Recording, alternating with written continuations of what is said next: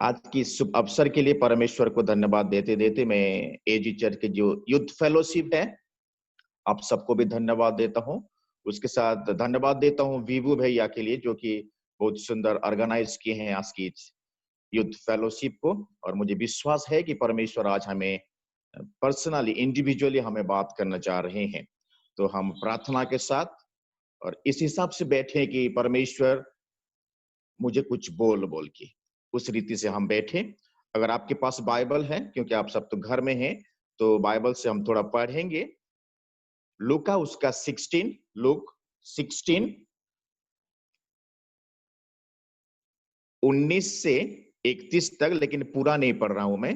Look 16 chapter 16 verse 19 to 31 नहीं पढ़ रहा हूं, लेकिन मैं ये स्टोरी को थोड़ा समझा दूं ताकि आपको मैसेज समझने में आसान हो जाए। लूक 16 19 टू 31 इधर हम देखते हैं कि एक धनवान व्यक्ति और एक गरीब, एक भिखारी लाजर के बारे में लिखा हुआ है। और वचन में लिखा हुआ है कि जो धनवान व्यक्ति था वो बहुत मजा मजलिस के साथ जिंदगी जीता था। उसके पास खाने पीने के लिए बहुत अच्छा चीज था, पहनने के लिए एक्सपेंसिव क्लोथ्स था, रहने के लिए बहुत अच्छा घर था, सब कुछ था जैसे हम चाहते हैं दुनिया में कि प्रॉस्पेरिटी मिले मुझे दुनिया का, वो सब कुछ चीज उसके पास था। लेकिन उसके द्वार में वचन में लिखा हुआ है कि लाजरस बोल के एक भिखारी था, जिसके पास ना खाने के लिए था, ना उसके साथ कोई था, भीख मांगता था बोल के लिखा हुआ है। और ऐसा भी उसका हालत था कि वो चाहता था कि वो जो अमीर बंदा था, उसके जो मेज से, उसके डाइनिंग टेबल से अगर कुछ झूठा खाना गिर जाए, वो खाने के लिए भी वो मन करता था, लेकिन वो भी नहीं मिलता था उससे। और कुत्ते आके भी उसे चाटते थे बोल के लिखा हुआ है। लेकिन ऐसा एक समय आया कि दोनों मर गए। और सरप्राइजली वो अमीर बंदा जो था, धनवान व्यक्ति जो था, वो नर्क में चला गया, अधोलोक में चला गया। लेकिन जो गरीब था, भिखारी था, वो अब्राहम की उनकी गोद में है। हम बोलेंगे जिसको हम पैराडाइस बोलते हैं। तो एक कहानी हम सबको पता है, लेकिन आज मैं जो आप लोगों के साथ शेयर करना चाहता हूं ये है कि वो जो नर्क में चला गया वो बंदा, वो अमीर बंदा, वो नर्क से वो दुआ मांग रहा है परमेश्वर पिता से। वो चिल्ला रहा है, रो रहा है, क्रंदन कर रहा है, प्रेयर कर रहा है, जिसे मैं बोलता हूं कि ही इज क्राइंग फ्रॉम हेल। और जो क्राई कर रहा है, वो जो दुआ कर रहा है, वो लिखा हुआ है 24 और 27 में। इसको मैं पढ़ लेता हूं, उसके बाद हम वचन को पूरा सुनेंगे। 16 का 24 से मैं पढ़ रहा हूं।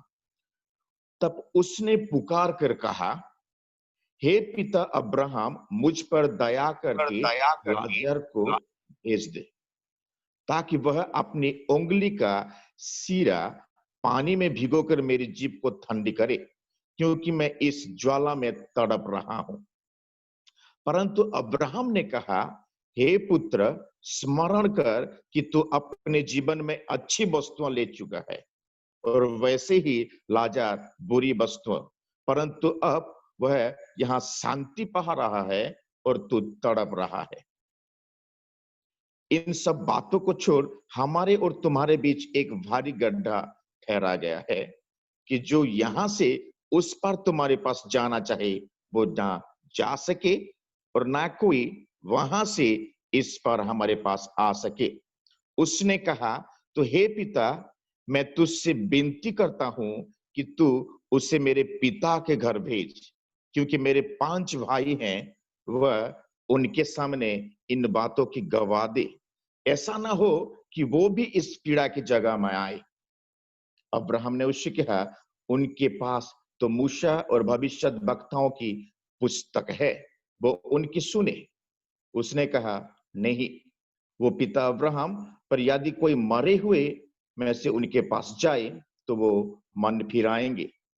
उसने उससे कहा, जब वो मूसा और भविष्यद्वक्ताओं की नहीं सुनते, तो यदि मरे हुओं में से कोई जी भी उठे तो भी उसकी नहीं मानेंगे। Praise the Lord. सुन पा रहे हैं मेरी आवाज? सुन, थैंक यू। हमें पता है कि आजकल क्या हो रहा है, जैसे कि रवि भैया भी अभी प्रार्थना कर रहे थे, तो दूसरे भैया भी प्रार्थना कर रहे थे कि कोरोना वायरस के लिए। कोरोना वायरस के वजह से लाखों-लाखों लोग मर रहे हैं सारा वर्ल्ड में अभी। अभी कोलकाता में जैसे कि एक साइक्लोन आया, उधर भी बहुत सारे लोग मर गए। ओडिशा में भी ऐसे 5-10 लोग मर गए। ये सब शारीरिक मृत्यु था, फिजिकल डेथ था। फिर भी हमें दुःख लगता है, कष्ट लगता है। लेकिन मैं आज आप लोगों के सामने ये बताना चाहता हूँ कि फिजिकल डेथ तो है, वो तो दुःख लगता है, लेकिन उससे और एक भयंकर मृत्यु है जो कि स्पिरिचुअल डेथ है, आत्मिक मृत्यु है। और ये आत्मिक मृत्यु कैसे होता है जब कोई बंदा पाप में पड़ जाता है, पाप करता है और परमेश्वर की ओर नहीं फिरता, रिपेंट नहीं करता, अपना पाप को स्वीकार नहीं करता, वो परमेश्वर के उद्धार के लिए विश्वास नहीं करता अपने आप में, तो नाश होता है और लास्ट में नरक जाता है। इसलिए मैं बोलता हूं कि the biggest problem is not dying from corona virus, but the biggest problem is dying without Christ. Corona virus की वजह से अगर हम मर जाएं, साइक्लोन की वजह से अगर मर जाएं हम, ये बड़ी बात नहीं है, एक दिन तो मरेंगे ही मरेंगे। लेकिन इससे ज्यादा भयानक बात यह है अगर हम उद्धार नहीं पाए हैं और मर जाते हैं तो। लेकिन परमेश्वर नहीं चाहते कोई बिना उद्धार पाए मर जाए।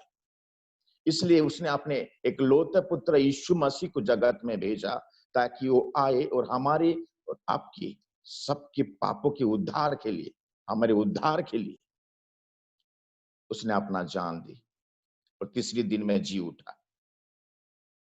और उसने बस जी उठा ये नहीं, उसने स्वर्ग जाने से पहले ये भी बोल के गया कि तुम जाओ, ये प्रेम का सुसमाचार, ये उद्धार का सुसमाचार को सबके पास फैलाओ, ताकि सब लोग विश्वास करें, मन फिर आए और उद्धार पाएं। और आज हमें पता है कि हालत क्या है इस सुसमाचार प्रचार का। बहुत सालों से प्रचार होते आ रहा है, लेकिन crores and crores people are still dying without Christ। ये तो दुख की बात है। लेकिन उससे ज्यादा बड़ी दुख की बात यह है कि कलेशिया में भी बहुत सारे लोग हम हैं जो कि आज भी हम यीशु मसीह को उद्धारकर्ता रूप से नहीं ग्रहण किए। हम चर्च जाते हैं, संडे स्कूल जाते हैं, यूथ फेलोशिप जाते हैं, बहुत सारे मीटिंग होता है, but still inside the church building also thousands and crores people are there, those who are really not saved। तो क्या होगा ऐसे लोगों का हालत, उन लोगों का एंडिंग क्या होगा? ये थॉट को माइंड में रखते हुए आज हम वचन को सुनेंगे ताकि परमेश्वर हमें उसके वचन के द्वारा बात करे। और हम इधर देखते हैं कि जो धनवान व्यक्ति था वो बहुत मजा मजलिस के साथ जिंदगी जी रहा है। जो लग्जरियस लाइफ होता है उसके पास सब कुछ था, फिर भी उसने नर्क चला गया। Something was missing. और जब मर गया वो नर्क में है, अधोलोक में है, उधर से ऊपर देख रहा है, वो सरप्राइज हो गया कि मेरे पास तो इतना पैसा था, मेरे पास धन था, दौलत था, जमीन था, नौकर थे, खाने के लिए पहनने के लिए सब कुछ था, लेकिन फिर भी मैं स्वर्ग नहीं जा पाया। लेकिन ये बंदा के पास कुछ भी नहीं था, वो तो भिखारी था, फिर भी वो स्वर्ग चला गया। और उसने प्रार्थना करना शुरू किया। पता नहीं ये वर्ड सुइटेबल है कि नहीं, but he is crying from hello. बहुत सारी चीजों के लिए उसने क्राई किया है, रो रहा है, गिड़गिड़ा रहा है उसने नर्क से। लेकिन दो चीज आज मैं आप लोगों के सामने रखना चाहता हूं। पहला चीज जो कि वर्स 24 में लिखा हुआ है, लोग 16 का 24 में, उसमें लिखा हुआ है, तब उसने पुकार कर कहा, हे पिता अब्राहम, मुझ पर दया करके लाजर को भेज दे ताकि वह अपनी उंगली का सिरा पानी में भिगोकर मेरी जीभ को ठंडा करे, क्योंकि मैं इस ज्वाला में तड़प रहा हूं। वो पिता से प्रार्थना कर रहा है, ही इज क्राइंग फ्रॉम हेल। किस चीज के लिए? कि पिता मुझ पर दया कर। वो दया का भीख मांग रहा है और मदद का भीख मांग रहा है। He's asking for the mercy and help. He's crying from hell. हे पिता, मुझ पर दया कर। लेकिन दुख की बात यह है कि नर्क में परमेश्वर का उपस्थिति नहीं होता। नर्क में परमेश्वर का प्रेजेंस नहीं होता। नर्क के लिए परमेश्वर का दया नहीं होता। वचन में लिखा हुआ है, जो बिलाप में लैमेंटेशन उसका 3:22 में पढ़ेंगे तो उसमें लिखा हुआ है, ओडिया में बहुत अच्छा लिखा होता है कि ईश्वरंकर दया है तो हमें मैंने विनष्ट होए ना। उनका जो दया है उसकी वजह से हम नहीं नाश हुए हैं, नहीं मिट गए हैं। परमेश्वर का दया अगर हम चाहते हैं, नरक में नहीं मिलता, इधर मिलता है, जितना दिन तक हम जिंदा हैं जगत में। उस दया को अगर हम नहीं समझेंगे जीते जीते, तो ऐसा समय आएगा कि काश हम सोचे बोलेंगे कि क्या हो गया मुझे। और ऐसा हालत ना आए किसी के जीवन में कि वो परमेश्वर का दया के लिए फुट फुट के रोए। और नर्क एक ऐसा जगह है जहां परमेश्वर नहीं है, उसका दया नहीं है, उसका मदद नहीं आता। There is no peace, no joy, nothing. पानी, एक बूंद पानी भी नहीं हुआ है बोल के लिखा हुआ है। इसलिए वो ये कि बूंद पानी के लिए तड़प रहा है। लेकिन परमेश्वर की दया हमारे ऊपर आज है। जितने भी हैं, जितने भी सुनेंगे इन फ्यूचर, सबके ऊपर दया है परमेश्वर का। इसलिए हम नाश नहीं हुए हैं। Thousands and thousands people are dying because of coronavirus, but we are still alive because of its mercy. उस मर्सी को अगर हम नहीं समझेंगे और जैसे जिंदगी जीना है मैं जी लूंगा, पाप का जिंदगी जी लूंगा, समय है, ऐसे सोचेंगे तो पता नहीं क्या होगा, कल क्या होगा। कोरोना वायरस एक चीज नहीं है, लेकिन ऐसा बहुत सारे चीज आने वाला है जो कि ऐसा होगा दुनिया में in future. It is not a prophecy, but ऐसा होने वाला है कि लोग समझ नहीं पाएंगे कि कब किसी का जान चले जाएगा।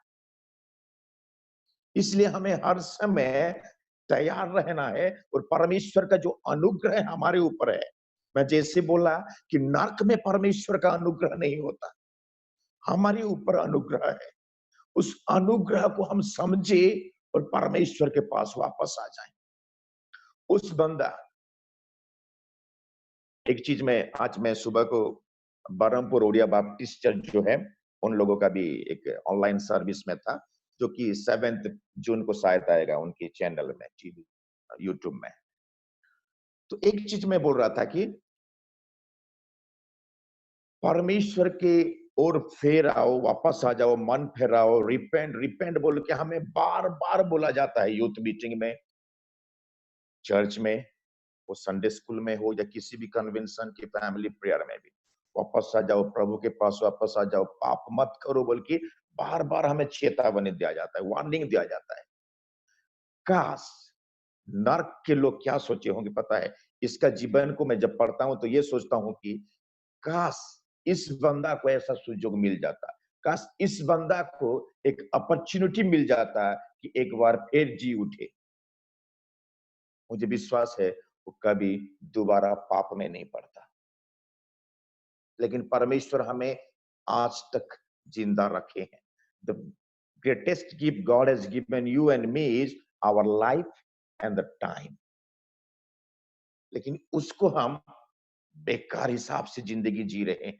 हम देख रहे हैं कि हमारे सामने लोग मर रहे हैं, पता नहीं how many of them are saved और नॉट। लेकिन हम जब वचन सुन रहे हैं तो आज ध्यान से सुने और खुद को ये पूछे कि पिता परमेश्वर, क्या मैं उद्धार पाया हूं कि नहीं, कि आज भी पाप का जिंदगी जी रहा हूं। इधर अनुग्रह मिलेगा, इधर दया मिलेगा।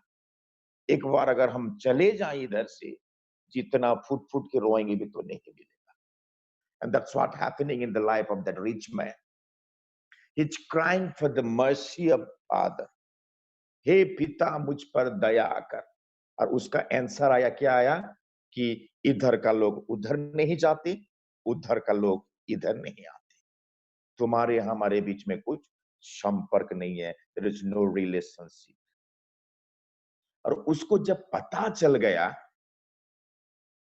कि और कुछ रास्ता ही नहीं है, there is no way to come out from hell, उसने और एक दुआ किया। Second time he's praying. He's crying from hell one more time. And what was that cry? That is written in verse 27 में लिखा हुआ है। और 27 में लिखा हुआ है, 27 में उसने कहा, तो हे पिता, मैं तुझसे विनती करता हूं कि तू उसे मेरे पिता के घर भेज, क्योंकि मेरे 5 भाई हैं, वह उनके सामने इन बातों की गवाही दे। ऐसा ना हो कि वो भी इस पीड़ा की जगह में आए। Second time he is crying for the salvation और डिलीवरेंस ऑफ हिज ब्रदर्स। वो अपना भाई लोगों के लिए दुआ कर रहा है कि किसी को तो भेज, और लाजर को भेज, ताकि वो जाए और उनको चेतावनी दे, उन लोगों को कुछ बोले। क्या बोले? ताकि वो लोग इधर ना आए। अगर हम पूरा पढ़ते हैं 19 से 31 तक, तो पता चलता है कि उसने रिपेंटेंस नहीं किया था, जिसकी वजह से उसने नरक में है। और आज वो चाह रहा है, क्योंकि उसे पता है, उन लोग की भाइयों के बारे में उसे पता है, और अब वो चाहता है कि मैं नहीं चाहता कि मेरे भाई लोग भी इधर आए, क्योंकि मैं तड़प रहा हूं। इधर परमेश्वर नहीं है, इधर दया नहीं है, इधर शांति नहीं है, और मैं नहीं चाहता कि मेरे भाई लोग भी इधर आए। इसलिए ही is crying for him. Second time he is crying from hello. वो बोल रहा है, हे पिता, लाजर को भेज ताकि वो जाए और मेरे भाई लोग जो हैं उनको वार्निंग दे, उनको चेतावनी दे, ताकि वो लोग मन फिर आए। अगर वो जाएंगे भी तो, लाजर अगर जाता भी तो क्या बोलता हूं उधर जाके, भाई लोग, तुम्हारे बड़े भाई उधर है, क्योंकि उसने मन नहीं फिराया, और उसने बोला है कि तुम सब मन फिराओ, प्रभु में आ जाओ, क्योंकि प्रभु में नहीं आओगे तो तुम लोग भी उधर जाओगे। मन फिराओ, क्योंकि नरक ऐसा जगह है, परमेश्वर से हम अलग हो जाते हैं। Because of sin we are separated from God. ऐसे कुछ बोलता। एक बहुत अच्छा स्टोरी मुझे याद आ रहा है। दो दोस्त थे, जवान लड़के थे, जैसे जवान यूथ फेलोशिप है इधर, इसलिए मैं बोल रहा हूँ। दो दोस्त थे, लेकिन एक विश्वासी परिवार से था, क्रिश्चियन फैमिली से, और दूसरा जो था वो एक अविश्वासी था। He was from different faith. और दोनों बहुत अच्छे दोस्त थे दोनों। एक साथ खेलते थे, एक साथ पढ़ने जाते थे, एक साथ घूमने जाते थे, एक साथ कॉलेज भी गए। लेकिन ऐसा हुआ कि एक दिन सडनली जो नॉन क्रिश्चियन था, वो दोस्त, वो मर गया। फॉर एग्जाम्पल कोरोना वायरस की वजह से मर गया, फॉर एग्जाम्पल। जब मर गया उसने, तो स्वर्गदूत आके उसका आत्मा को ऊपर लेके जाते हैं। This is not the true story, but it may be, could be. उसको लेके जाते हैं और नर्क के द्वार के सामने उसे रखते हैं, और नॉन क्रिश्चियन भाई को, उसकी आत्मा को। तो वो पूछता है कि हे दूतों लोग, मुझे क्यों इधर लाए हो? दूत बोलते हैं कि तुम उद्धार नहीं पाए हो, तुम यीशु मसीह को ग्रहण नहीं किए, अपने पापों से मन नहीं फिराए, इसलिए तुम्हें इधर लाया गया है। क्योंकि परमेश्वर पवित्र है, और तुम अपवित्र हो गए हो, पाप की वजह से तुम्हारा पाप क्षमा नहीं हुआ है। जब उसने ये सब सुना, तो उसको याद आया कि जगत में अभी तक उसका एक दोस्त है, जिंदा है, जो कि खुद को क्रिश्चियन क्रिश्चियन बोलता था। उसको याद आया जब दूतों ने ये सब बोले, यीशु मसीह के बारे में बोले, तो उसने दूतों से बोला कि angels, I need your favour. क्या हुआ? मैं एक चिट्ठी लिखना चाहता हूँ, क्या आप जाके, जो बंदा अभी तक मेरा एक दोस्त, क्रिश्चियन दोस्त, अभी तक जिंदा है, वो जगत में है, पता नहीं कहाँ है, उड़ीसा में या कलकत्ता में कहीं भी है, उसको जाओ और एक चिट्ठी मैं लिख रहा हूँ, वो चिट्ठी दे देना। तो बोले ठीक है, नॉट ए बिग इश्यू, चलेगा। और उसने एक चिट्ठी लिखा, नर्क के द्वार से। दोस्त ने चिट्ठी लिखा, नॉन क्रिश्चियन फ्रेंड ने अपने फ्रेंड को लिखा, जो कि क्रिश्चियन बोल के खुद को मानता था। और चिट्ठी में लिखा हुआ कि माय डियर बेस्ट फ्रेंड, हम दोनों बहुत अच्छे दोस्त, छोटे समय से खाते थे, खेलते थे, नाचते थे, स्कूल जाते थे, कॉलेज जाते थे, लेकिन आज मेरा सडनली डेथ हो गया। और मैं मर गया तो मेरे आत्मा को स्वर्गदूत ने लेके आए और नर्क के सामने मुझे रखा गया है। और नर्क को मैं देख पा रहा हूं दूर से, लोग चिल्ला रहे हैं, आग से भरा हुआ जगह है, लोग रो रहे हैं, पीपुल आर क्राइंग, तड़प रहे हैं लोग। और मैं जब पूछा कि क्यों मुझे ऐसे जगह को धकेल रहे हो, तो उसने बोला क्योंकि तुम यीशु मसीह को उद्धारकर्ता, मुक्तिदाता के रूप में ग्रहण नहीं किए। उसके बाद उसने लिखा, मेरे प्यारे दोस्त, तुम तो यूथ फेलोशिप जाते थे, चर्च जाते थे, तुम मसीही हो, तुम यीशु के बारे में जानते थे, लेकिन क्यों कभी भी मुझे यीशु मसीह के बारे में नहीं बताया? क्यों कभी भी मुझे उद्धार के बारे में नहीं बताया, जिसकी वजह से आज मैं नर्क में हूं। I am in hell because of you. और ये सच है, क्योंकि वचन में भी लिखा हुआ है। हम अगर देखेंगे, ये हेजिकल उसका 3, एजेकियल 3 उसका 18 को अगर दिखेंगे, उसमें ऐसा एक वचन लिखा हुआ है जो कि कभी कभी पढ़ता हूं तो मुझे डर लगता है। एजेकियल चैप्टर 3 वर्स 18 में मैं पढ़ रहा हूं, एजेकियल 3:18, जब मैं दुष्ट से कहूं तू निश्चय मरेगा, और यदि तू उसको ना चिताए और ना दुष्ट से ऐसी बात कही जिससे कि वो सचेत हो और अपना दुष्ट मार्ग छोड़कर जीवित रहे, तो वह दुष्ट अपने अधर्म में फंसा हुआ मरेगा, परंतु उसके खून का लेखा मैं तुझे से लूंगा। We are accountable. अगर हम दूसरों को नहीं बता रहे हैं यीशु के बारे में, हम नहीं बता रहे हैं सल्वेशन के बारे में, हम नहीं बता रहे हैं सच्चाई, तो we are accountable when people are dying and running towards hell. ये हुआ है उसके जीवन में। और ये बंदा, जो अमीर बंदा था, वो अभी उसका जो भाई लोग थे, 5 भाई, उन लोगों के लिए उसका दया आ रहा है, क्योंकि नर्क में तड़प रहा है और वो नहीं चाहता कि वो लोग भी आए और नर्क में तड़पे। वो बोल रहा है, हे पिता, लाजर को भेज ताकि वो जाए और उनसे बोले।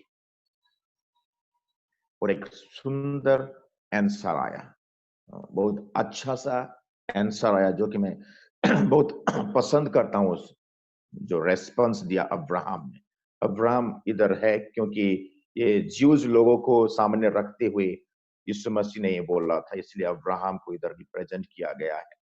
अब्राहम ने कहा 29th वर्ष में, जब उसने कहा कि लाजर को भेज दे ताकि वो जाए और मेरे 5 भाई को बोले, तो अब्राहम ने बोला, पिता ने बोला, हम बोलते हैं, उनके पास तो मूसा और भविष्य वक्ताओं की पुस्तक है, वो उनकी सुने। वो बोल रहे हैं कि उनके पास वचन है, उनके पास बाइबल है, उनके पास गुड न्यूज है, उनके पास सुसमाचार है ऑलरेडी, वो सुने उधर। मैं पूछना चाहता हूं, अगर आप लोग अगर अपना माइक ऑन करना चाहते हैं तो आप, you can turn on your mic, क्योंकि मैं एक सवाल पूछना चाहता हूं। अगर जो भी चाहे तो आप बोल सकते हैं कि इधर जो लिखा हुआ है कि उन लोगों के पास तो वचन है। वचन क्या जरूरी है क्या किसी के जीवन में उद्धार पाने के लिए? वचन में ऐसा क्या है कि उसको बोला जा रहा है कि तेरे भाई लोगों के पास तो वचन है, वो वचन को सुने। अगर आप माइक ऑन करके बोलना चाहे तो बोल सकते हैं, I will be very happy. कि वचन क्यों चाहिए हमें? वचन में ऐसा क्या है? वो नहीं भेज रहे हैं। पिता चाहते तो लाजर को भेज देते हैं। ठीक बोल रहा है, लाजर जा, तू जा, बोल के आ जा। नहीं, वो बोल रहे हैं कि उनके पास वचन है। They have the word of God already, they have the scripture. उस स्क्रिप्चर को सुने। वचन जरूरी है क्या और क्यों जरूरी है किसी के जीवन में? आप सब तो बाइबल पढ़ते होंगे। क्यों जरूरी है किसी के जीवन में बाइबल, वचन, द वर्ड ऑफ गॉड? कोई अगर बोलना चाहे तो please feel free to share. हम सब एक दूसरे से सुनेंगे, सीखेंगे। वचन का जरूरी क्या था उधर? हम अनम्यूट करके बोल सकते हैं।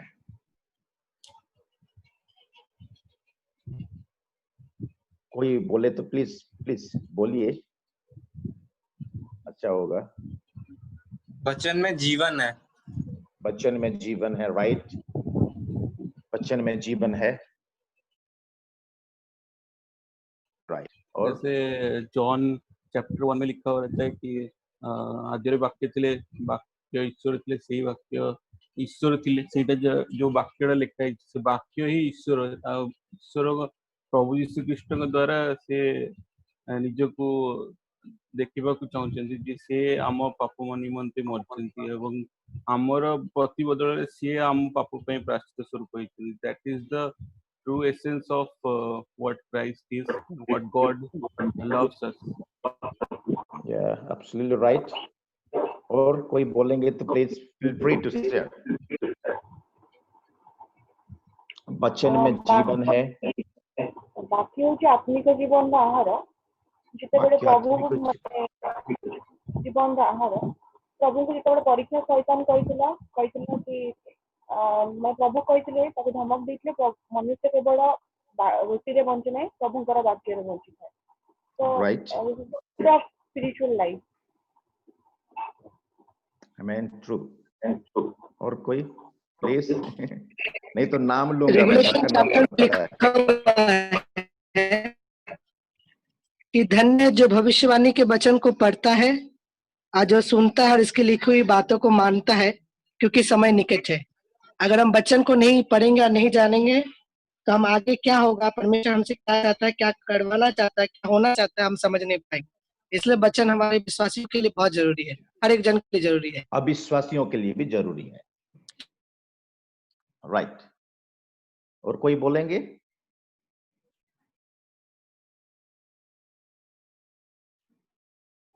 $15 सेकेंड दिया जा रहा है टाइम। अगर कोई बोलना चाहे बोलिए, नहीं तो आई विल कंटिन्यू। ठीक है, लेट मी कंटिन्यू। इधर उसको बोला जा रहा है कि उन लोगों के पास वचन है, वो वचन को सुने बोल के। धनवान व्यक्ति को पता था कि मेरे भाई लोग पाप में जिंदगी जी रहे हैं, और अगर वो मन नहीं फिराएंगे तो मेरे जगह ही आएंगे, नरक में ही आएंगे। और अभी उसको बोला जा रहा है कि बता उनके पास वचन है, वो वचन को सुने। क्योंकि जब हम वचन सुनते हैं तो विश्वास आता है। और ये जो बाइबल है, ये मैथमेटिक्स या ज्योमेट्री या ऐसा कुछ बुक नहीं है। This is the living word of God. और इस वचन के द्वारा परमेश्वर बात करते हैं। आप अगर किसी मैथमेटिक्स बुक को, ज्योमेट्री बुक को पढ़ेंगे तो वो बात नहीं करता आपके साथ, आपको टेंशन ज्यादा देता है एग्जाम के टाइम में। लेकिन ये एक वचन है जो कि आपसे बात करता है। जैसे कि आईना देखते हैं हम, ये आईना के जैसा भी है। हमारा अंदर का जो पूरा एक्सरे करके दिखा देता है कि माइकल तेरे जीवन में ये अच्छा चीज है और ये बुरा चीज है। वचन विश्वास लाता है, हमारे जीवन में पैदा करता है। ये आईना जैसा है, हमारे सब कुछ दिखा देता है कि कहां जाना है, कहां नहीं जाना है। इस वचन, परमेश्वर का वचन उद्धार का मार्ग को दिखाता है, उस सत्य को दिखाता है, सत्य को बताता है। विश्वास उत्पन्न करता है। और ये वचन ही बोलता है कि परमेश्वर जीवित है, परमेश्वर प्रेमी है, परमेश्वर दयालु है, परमेश्वर अनुग्रह है, परमेश्वर का शक्ति का जो काम है वो लिखा हुआ है, हम देखते हैं आज भी हो रहा है। तो ये सुसमाचार जो है, यीशु मसीह हमारे लिए अपने जान दिए, हमारे लिए मरे गए और तीसरे दिन में जी उठे, ये सब जो है ये वचन के भीतर में ही। यीशु मसीह पाप क्षमा करते हैं, ये वचन में है। स्वर्ग के जाना है, कैसे जाना है, क्या करना पड़ेगा, वचन में लिखा हुआ है।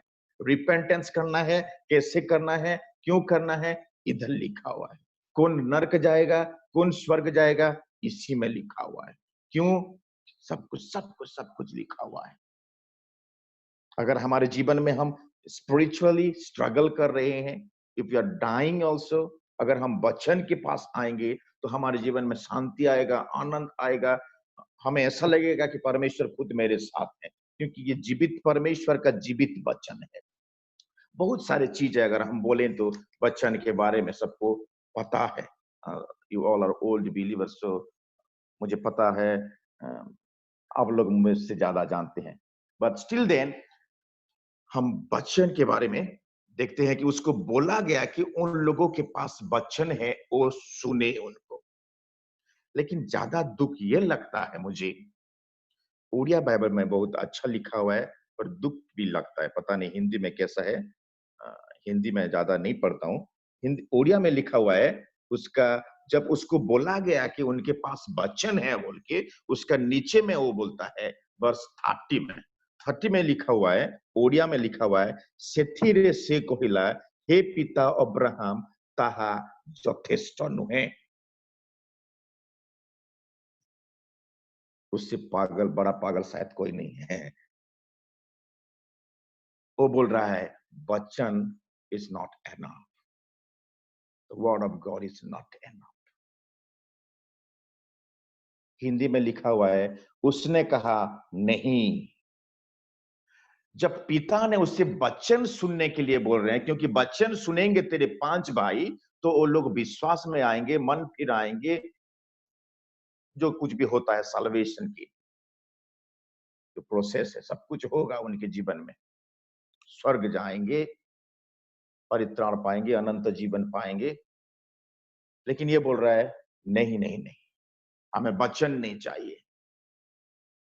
आज भी बहुत सारे लोग हैं जो कि वचन को ज्यादा प्यार नहीं करते, ज्यादा इंपोर्टेंस नहीं देते हैं। That's the reason people are dying spiritually. That's the reason we see the dying churches everywhere. जो वचन को प्रायोरिटी नहीं देते, जो वचन को, इसलिए पिता परमेश्वर ने भी खुद वचन को सबसे ऊपर रखा, अपना वचन को। और उसका वचन को तो आजकल ट्विस्ट भी कहा जा रहा है, उसके बारे में हम नहीं जाएंगे। जैसे कि एक जस्ट सिंपल एक कोटेशन बोल के मैं बोलता हूं कि denominations are the evidence that we do not know the truth. सच्चाई को, वचन को नहीं जानते, इसलिए डिनोमिनेशन सब बढ़ रहा है। लेकिन ये जो सच्चाई है, ये वचन परमेश्वर का, इस वचन में जान है। ये हमें साफ करता है, हमारा आत्मा को, हमें नरक जाने से बचाता है, उद्धार का मार्ग दिखाता है, क्योंकि वो प्रेमी परमेश्वर है। उसके बारे में लिखा हुआ है, यीशु मसीह हमारे लिए आए, हमारे लिए अपना जान दिया, इस सब कुछ लिखा हुआ है। लेकिन जो व्यक्ति, उस दिन शायद उसे पता नहीं था वचन के बारे में, इसलिए उसने बोला कि वचन इज नॉट एनफ, यथेष्ट नहीं, लेकिन उसको भेजो ताकि वो जाएगा। My question to that rich man is, मैं पूछूंगा उस धनवान व्यक्ति से, अगर लाजरस जाता भी, लाजर, तो क्या बोलता जाके उधर? जो भी बोलता वो वचन के आधार से ही बोलता, और वचन से बाहर का कुछ चीज बोलता तो शायद वो लोग भी नरक आती, बाहर से बोलता था। अगर कोई स्वर्ग से आएगा भी तो आज वो वचन से ही बोलेगा। जिस वचन को परमेश्वर ने हमें दिया है।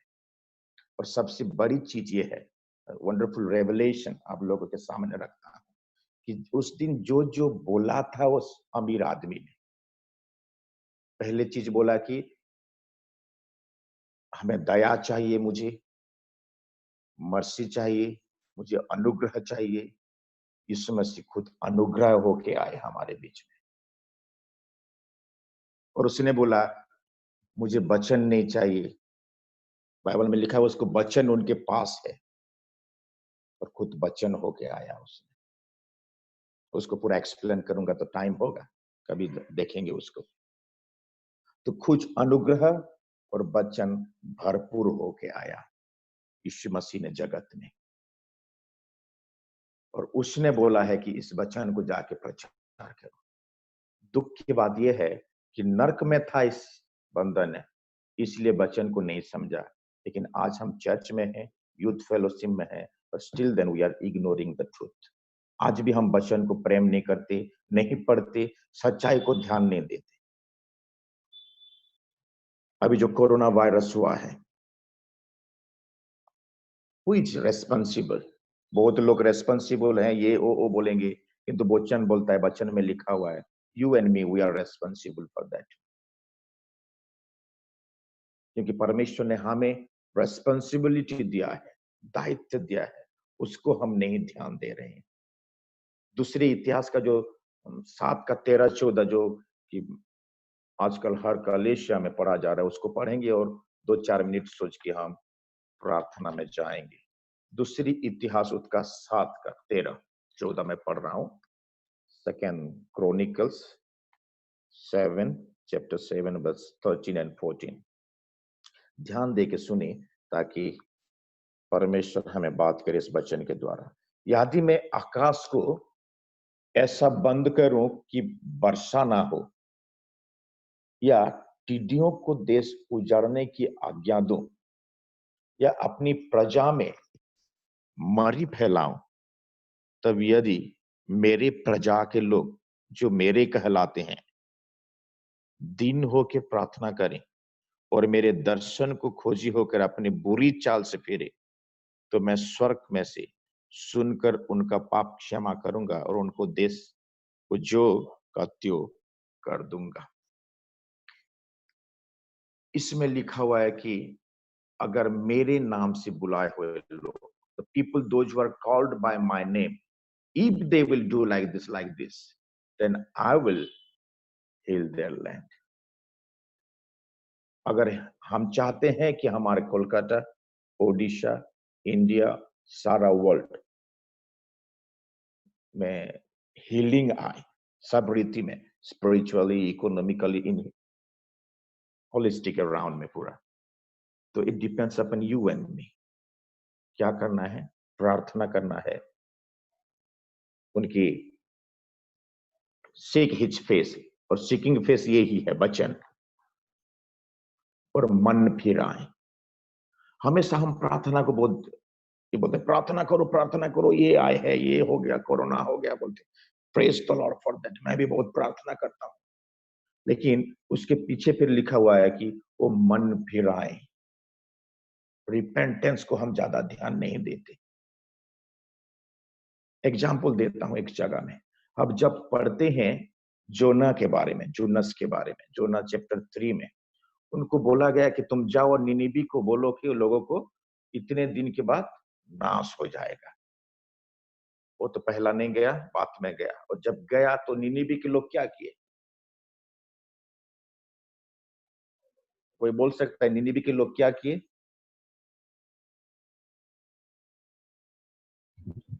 बोला आप छुपे क्यों हैं, आप अपने परमेश्वर को प्रार्थना करें। हाँ, उन्होंने प्रार्थना किए, उपवास भी किए, लेकिन अगर पूरा अच्छे से पढ़ेंगे तो उसमें लिखा हुआ है चैप्टर 3, जोना चैप्टर 3 का 10 में लिखा हुआ है, अपने उस लोगों ने अपने मन फिराए। They repented from their sin and God saw that one। परमेश्वर ने उस चीज को देखा। अगर वचन है तो आप देख सकते हैं, पार्टिकुलरली लिखा हुआ है जब निनिवी के लोग मन फिराए तो परमेश्वर ने बोला कि मैं जो करना चाहता था उन पर नहीं करूंगा, because they have already repented. और इस बंदा को पता चल गया कि मैं रिपेंट नहीं किया, पाप से नहीं मन फिराया, इसलिए मैं आज नर्क में हूं। मेरे भाई लोग अभी भी पाप में हैं, उनके पास तो कोई जाके उन लोगों को वार्निंग दे, उन लोगों को चेतावनी दे, उन लोगों को समझाए। और उसको बोला गया उन लोगों के पास वचन है, वो लोग पढ़े, क्योंकि वचन पढ़ेंगे तो हम जानेंगे कि हम कौन है और सही रास्ता क्या है, बुरा रास्ता क्या है। और उसको वो जो बोला कि नहीं नहीं नहीं ऐसा नहीं होगा, वचन is not enough, the word of God is not enough, तो उसने पिता ने बोला अगर वो वचन नहीं सुनेंगे, वचन के हिसाब से नहीं फेरेंगे, तो कोई अगर स्वर्ग से जाएगा भी तो नहीं फेरेंगे, क्योंकि जो स्वर्ग से आएगा वो वचन से ही बोलेगा, वचन के बाहर से नहीं बोलेगा। और वो वचन हमारे पास है।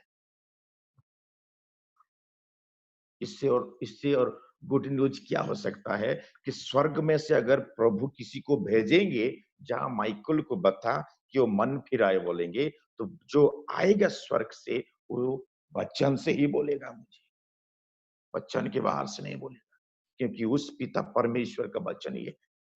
और आज ये वचन आप लोगों को और मुझे बताता है क्या करना है क्या नहीं करना है। देश क्यों नाश हो रहा है, what is your responsibility and my responsibility towards the healing of our nation. पहले चीज हम देखें कि उसने इज क्राइंग फ्रॉम हेल और what, for the mercy of father, and that mercy is given to you and me today.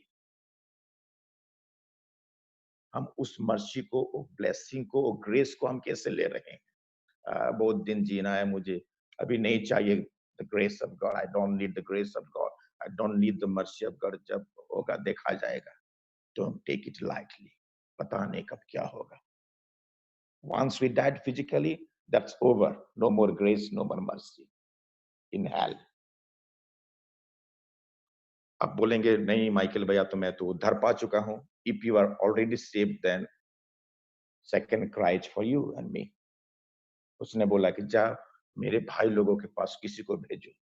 यीशु ने बोला तुम भी जाओ सारे जगत में, preach the gospel to all the nation.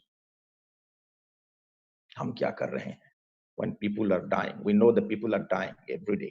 Lakhs and lakhs people are dying because of coronavirus, and so many things are coming up slowly. उद्धार नहीं पाए हैं तो आज डिसीजन ले कि प्रभु यीशु मसीह पर विश्वास करें, मन फिराएं, क्योंकि वो अपेक्षा में है कि आज मेरा बेटा, आज मेरा बेटी आ जाएगा। और अगर हम उद्धार पा चुके हैं तो let's go for the next one, to reach the unreached people. जो लोग अभी तक प्रभु में नहीं आए हैं, उन लोगों के पास जाए और हम उन लोगों को सुसमाचार दें। तो ये जो क्राई कर रहा है, is crying from hell, but that cry has special message for you and me. Be saved and make sure that other people are also saved. तुम्हारे गांव में, घर में, फैमिली में हो या पड़ोस में हो, and wherever people are, whomever you meet, make sure that they get the gospel. तो प्रभु हम सबको आशीष दे आज की इस वचन के द्वारा, ताकि हम उद्धार पाए, और उद्धार नहीं पाए हैं तो this is the right time.